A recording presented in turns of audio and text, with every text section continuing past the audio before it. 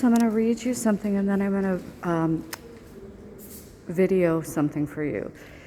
It says, catastrophe. When Hitler was appointed Reich Chancellor in 1933, Jews were deprived of their civil rights. Daily harassment, anti-Jewish measures, and increasing violence pushed them to the margins of society. The state authorities robbed Jews of their assets and drove them to emigrate. Many Jews hoped that things would change and waited to see what would happen. However, the violent excess of Kristallnacht, the Night of Broken Glass in November 1938, convinced them to flee. With the start of the war, emigration became almost impossible. Nazi rule culminated in the mass murder of the European Jews. So, it was perpetrated by Germany and the Nazis, but it wasn't just the Jews of Germany who were slaughtered and killed. So this is what I wanted to videotape for you. This is the layout of Central Europe. And in 1933, there were about 500,000 Jews in Germany. In 1939, about 250,000 Jews lived in Germany. So half of them had already left. In 1941, an estimated 150,000 Jews were in Germany. So that's another 100,000 that left. In 1945, around 17,000 Jews survived in Germany, mostly because of non-Jewish spouses. So there were measures starting to be taken against the Jews. The Nazis ostracized the Jews through hundreds of decrees and measures in virtually all areas of life. They introduced rules and regulations that discriminated against them and harassed Jews. Authorities often intensified these measures arbitrarily. Persecution in the form of laws contributed to spontaneous acts of violence, and daily life became unbearable for Jews. Here's just one example. You can see that on this sign that was on this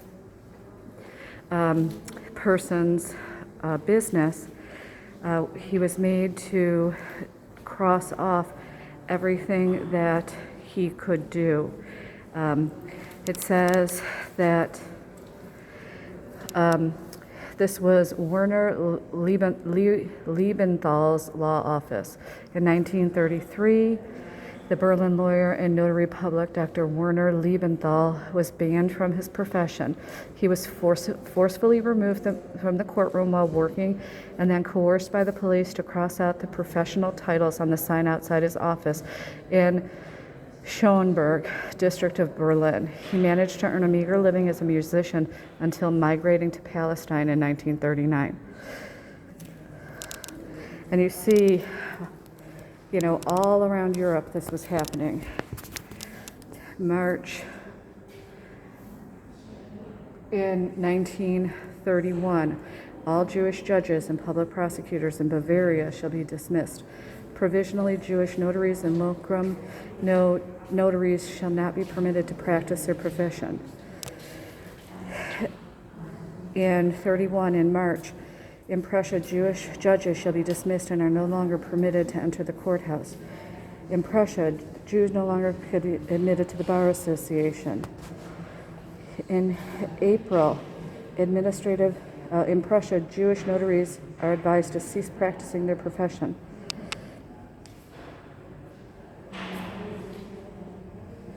Slaughtering animals according to Jewish custom is prohibited in Thuringia. Remember we talked about kosher? So now they're taking away their ability to eat. And you see, as we go by, there's just lists. There's, things in 1933. 1, 2, 3, 4, 5, 6, 7, 8, 9, 10 different pages filled with decrees that are taking citizenship away from and work ability away from Jews. Real estate sales by Jews shall be reported to the state revenue service in Bavaria. Jews are prohibited from membership in choral societies. Jewish newspapers may no longer be imported from abroad. Jews in Prussia are prohibited from operating private lotteries. The number of Jewish pupils in welfare schools in Prussia shall be heavily restricted. Just over and over and over, laws enacted to take away the rights of Jews. In 1934, there's 6 pages, 6 full pages of laws. Some of them state department stores and businesses with Jewish owners are prohibited from selling Nazi literature. Jews in Saxony are no longer to be admitted for teacher training colleges. Jews are no longer to be admitted in Prussian teacher training academies. Jews and persons married to Jews are prohibited from performing an honorary management role in social insurance. I mean, crazy things. Medical civil servants in Prussia are prohibited from marrying a Jew. Jewish physicians who fought in the First War shall lose their license to invoice their services to the public health insurance program. I mean, anything that they could get away with, they did. In 1935, we've got 1, 2, 3, 4, 5, 6, 7, 8, 9, 10 pages of lists of those things that were no longer allowed by Jewish people. In Brandon, Jews shall be listed in an index of Jews. All officially designated Jewish stockbrokers at the stock exchange shall be dismissed. Prior approval must be obtained for any Jewish cultural event. The benefits for former Jewish civil servants and notaries shall be reduced. That's like taking your retirement away from you just because you're Jewish. Jews are excluded from admission to the professional examination for cooperative auditors. So, fields they can't be in. Here comes 1936. We've got 1, 2, 3 pages. I mean, just looking here. Foster children with one Jewish grandparent may only be cared by foster parents who likewise have one Jewish grandparent. Jewish welfare institutions are no longer eligible for tax exemptions. People who are married or live with Jews are also prohibited from hoisting the Reich and national flag and from displaying the Reich colors. So you can't, raise a German flag anymore. Hebrew language classes shall no longer be offered at humanist high schools in Bavaria. All Jewish political events and gatherings are prohibited until February 1st, 1937. Continuing on and on. 1937. Jews shall no longer be assigned state-protected plots of land known as homesteads. So you can't even have a home now. Instruction in the Hebrew language is prohibited in upper secondary schools. Examinations in this subject shall no longer be held. 1938. Name changes by Jews can be restricted. Foreign travel by Jewish business people shall be made more difficult. Jewish families with many children are not eligible for transportation discounts. Land sales involving Jews or Jewish organizations must be reported to the Public Financial Administration. Lists and lists and lists. It's almost as long as a CVS receipt. Jews must apply for an identification card and use it as identification for public authorities in Germany. Jews are no longer permitted to work as physicians.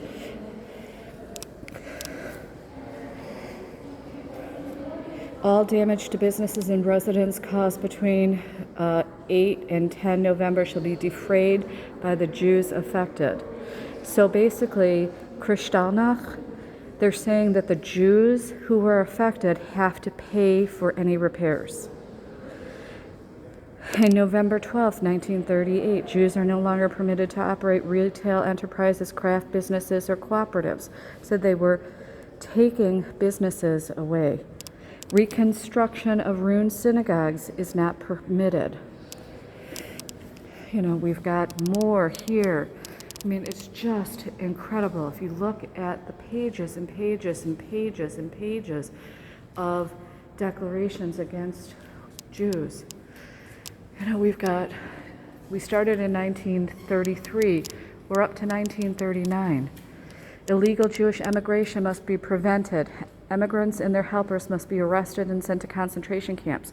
So people don't want Germans, the Nazi government doesn't want them, but yet they won't let them leave. School students with 1 or 2 Jewish grandparents are no longer eligible for reduced tuition rates. Jews shall not receive special allocations for food until mid-January 1940. This is 1939. So for months, they're not given rations for food. Jews are prohibited from donating blood. Polish Jews are prohibited from entering Germany. Jews are prohibited from using checks. You know, that's like saying, oh, you can't buy anything, you can't pay for anything unless it's cash. We won't take your check. Jews and Poles are subject to an income tax surcharge of 15% of their income as compensatory social tax. So only Jews and Poles, Polish people, have to pay this tax, nobody else. 1941, persons with 1 or 2 Jewish grandparents shall no longer be granted permission to marry. So both my grandparents and their parents were Jewish, along with my husband's grandparents and their parents were Jewish. So if we were alive in 1942, my husband and I could not have married. It's prohibited to send money and gift parcels of any kind to deported Jews.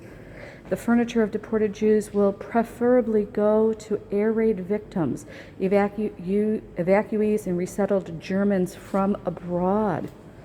Jews are permitted to buy books only from the book distribution department of the Reich Association of Jews in Germany. Jews as well as Sinti and Roma can neither be citizens nor protected nationals of the German Reich. Persons of 2 Jewish grandparents without German citizenship are deemed to be Jews. Persons who are fit to work and have 2 Jewish grandparents must perform forced labor for organization. The same applies to non-Jewish men who are fit to work that are married to Jewish women. You know, the list goes on and on and on. It's crazy.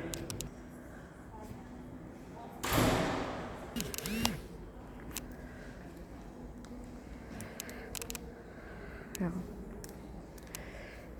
I hate that I'm in this, but I'll read it anyway. In October 1941, it became illegal for Jews to leave Germany. Shortly beforehand, they had been forced to wear the Yellow Star of David. Once emigration was prohibited, the deportations began. Some Jews still managed to escape, others went into hiding or took on an assumed identity, and yet others committed suicide. Almost all of the remaining Jews in the country were deported and murdered. And take a look at this map. It's hard to see because of the shiny metal, but it says systematic deportation of Jews from Nazi Germany 1941 to 1945. As of July 1941, it was a goal of the Nazis to murder all the Jews in the territories under their control. Starting in October 1941, Jews were deported from the German Reich to a large number of places, including the ghettos of Lodz, Minsk, Kovno, Riga, and Theresienstadt, as well as numerous ghettos in the general government of occupied Poland. Only a minority were sent directly to Auschwitz.